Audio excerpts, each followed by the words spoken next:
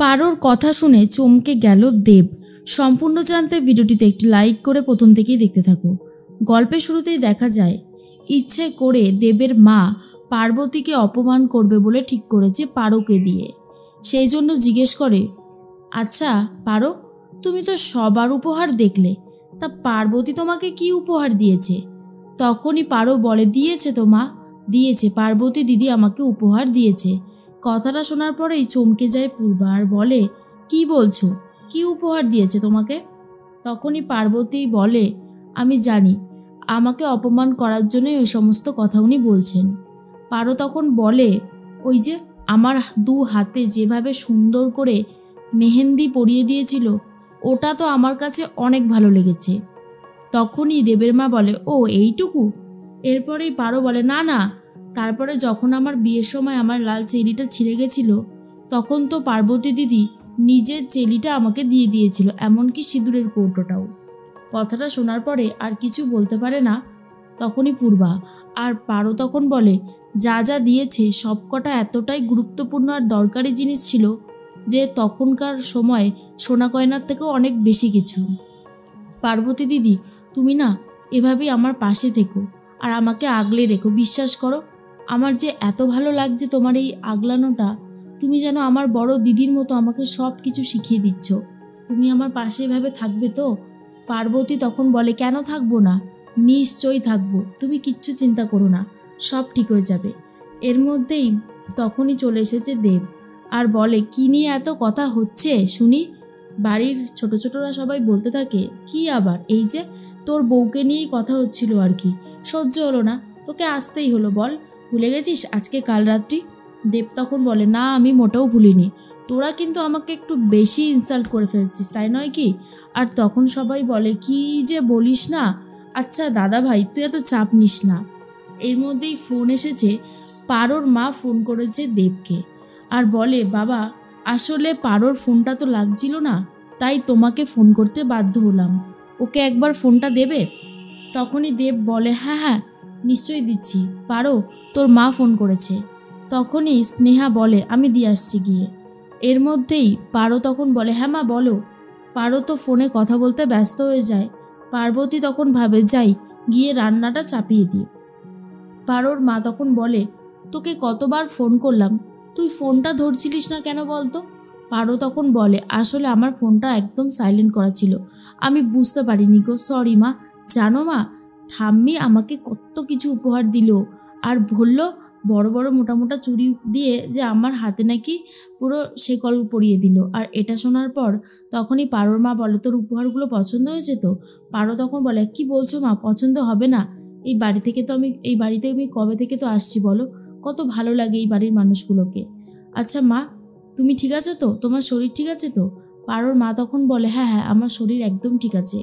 এর মধ্যেই পারোর মা তখন বলে, বলছি পার্বতী কেমন আছে রে? পারো বলে, কেন মা, পার্বতী দিদির খবর হঠাৎ করে নিচ্ছ? আর পারোর মা তখন বলে, আসলে মেয়েটা খুব ভালো, ওকে দেখে না খুব ভালো বলেই মনে হয়েছে। আর পারো তখন বলে, তুমি একদম ঠিক বুঝেছো, পার্বতী দিদি সত্যি খুব ভালো মানুষ, জানো মা, সবার কত খেয়াল রাখে, সবার কত যত্ন করে। আমার তো পার্বতী দিদিকে খুবই ভালো লাগে। পার্বতী দিদিকে বলেছি আমাকে যেন ঠিক এভাবেই আগলে রাখে। তখনই পারোর মা বলে, বেশ করেছিস, সত্যি ও খুব ভালো, কিন্তু পুরো সত্যি কথাটা বলতে পারে না। এরপরেই পারো ফোনটা রেখে দেয় আর অন্যদিকে দেখা যায় চলে এসেছে দেব আর বলে, কার সাথে কথা বলছিস, এখনো মায়ের সাথে? বাপরে এত কথা! তখনই পারো বলে, হ্যাঁ এক্ষুনি কথা বলা শেষ হলো, দেখো আজকে আমাদের কাল রাত্রি, সেটা কিন্তু ভুলে গেলে চলবে না, মনে থাকে যেন। আর অন্যদিকে দেখা যায় যে পার্বতী তো চলে গেছে রান্নাঘরে, সেখানে গিয়ে রান্না করতে শুরু করলে কাকিমণি এসে বলে, হ্যাঁ রে, আমার না সব কিছু কেমন যেন গোলমাল পাকিয়ে যাচ্ছে, বারবার মনে হচ্ছে আমার দেব আর পারোর দিকে কেউ নজর দেবে না তো? আর তখনই পার্বতী বলে, চিন্তা করো না, নজর যাতে না দিতে পারে আমি তার ব্যবস্থাই করব গো, সেই জিনিস আমার কাছে আছে। তখনই কাকিমণি বলে, তাই নাকি? তাহলে তো খুবই ভালো বলতে হবে। পার্বতী বলে, সবটা ব্যবস্থা করে দেবো, চিন্তা করো না। অন্যদিকে সকাল হতেই কথা বলতে থাকে দেব আর পারো। পারো তখন বলে, জানো দেব, আমার সমস্ত কথাগুলো খুব ভালো লাগে, পার্বতী দিদি মানুষটা সত্যি খুব ভালো, তাই না? দেব তখন বলে, হ্যাঁ সে তো ঠিকই। আচ্ছা তোর কেমন লাগছে বলতো বিয়ের পর? আমাদের দুজনের চাওয়া পাওয়াই পূরণ হয়েছে বল। পারো তখন বলে, একদমই তাই, কেমন আবার লাগবে, আমার তো খুব ভালোই লাগছে, সব কিছু স্বপ্নের মতো মনে হচ্ছে, আর এই বিয়ের পরের স্মৃতিগুলো যেন আরোই ভালো লাগছে, কি বলো? আর দেব তখন বলে, একদমই তাই, সব থেকে বড় কথা আমরা দুজনা যে এক হয়েছি এটাই অনেক বড়। এর মধ্যেই তখনই দেব পারোকে জড়িয়ে ধরতে গেছিল, ঠিক সেই মুহূর্তেই চলে এসেছে বোনেরা। স্নেহা তখন বলে, আচ্ছা বাবা হয়েছে হয়েছে, সবে বিয়েটা হলো, কাল রাত্রিটা গেল, আর তার মধ্যেই কত কি শুরু হয়ে গেছে, আরে ফুলসজ্জার জন্য একটু অপেক্ষা কর। তখনই দেব বলে, আবার আবার তোরা শুরু করেছিস, সত্যি বাবা তোরা পারিসও বটে। এর মধ্যেই চলে এসেছে মেকআপ আর্টিস্ট, আর তখনই স্নেহা বলে, এখন পারদিকে খুব সুন্দর করে সাজানো হবে, তার জন্য মেকআপ আর্টিস্ট এসেছে, তুই এখান থেকে সর তো। এই বলেই সরিয়ে দেয়। আর মেকআপ আর্টিস্ট বলে, তাহলে আমি সাজানো শুরু করি? স্নেহা বলে, হ্যাঁ হ্যাঁ শুরু করুন, আর আমার এই পারদিকে এমন সুন্দর করে সাজিয়ে দেবেন যেন চোখ সরানো না যায়, মনে থাকবে তো? তখনই মেকআপ আর্টিস্ট বলে, হ্যাঁ ম্যাডাম মনে থাকবে, আমি শুরু করছি। এরপর পারোকে খুব সুন্দর করে সাজিয়ে দিতে থাকে। অন্যদিকে দেখা যায় যে দেবের মা বলতে থাকে, চারিদিকে এত ধোয়া ধোয়া হচ্ছে কেন, কি যে হয় না, এই পার্বতীটাই নিশ্চয়ই কোনো কলকাঠি নেড়েছে। কাকিমণি বলে, উফ পূর্বা কি যে বলিস না, আরে এরকমটা হবে কেন, দাঁড়া দাঁড়া দেখছি। আরে পার্বতী কখনো খারাপ চাইতে পারে না রে, মেয়েটা সত্যি ভালো, এটা স্বীকার কর। অন্যদিকে দেখা যায় যে পারোকে খুব সুন্দর করে সাজিয়ে দিতে থাকে, আর এদিকে পার্বতী চারিদিকে ধোয়া দিতে শুরু করে দিয়েছে। এটা দেখার পর দেবের মা বলে, এই কি কি হয়েছে রে, এসব কি করেছিস তুই? পার্বতী তখন বলে, আসলে আমি শহুরে বাবু আর পারোর মধ্যে নজর দোষ কাটাচ্ছি, ওদের ওপর যদি কেউ নজর দিয়ে থাকে তাহলে সেই নজর কেটে যাবে, এবার বুঝতে পারলে? আর এইসব শোনার পর কাকিমুনি তো রীতিমতো হাসতে শুরু করেছে, আর বিরক্ত হয়ে যাচ্ছে দেব, আর বলে, এসবের কি দরকার, হ্যাঁ ডিসকাস্টিং কোথাকারের। তখন আর কিছু বলতে পারে না পার্বতী।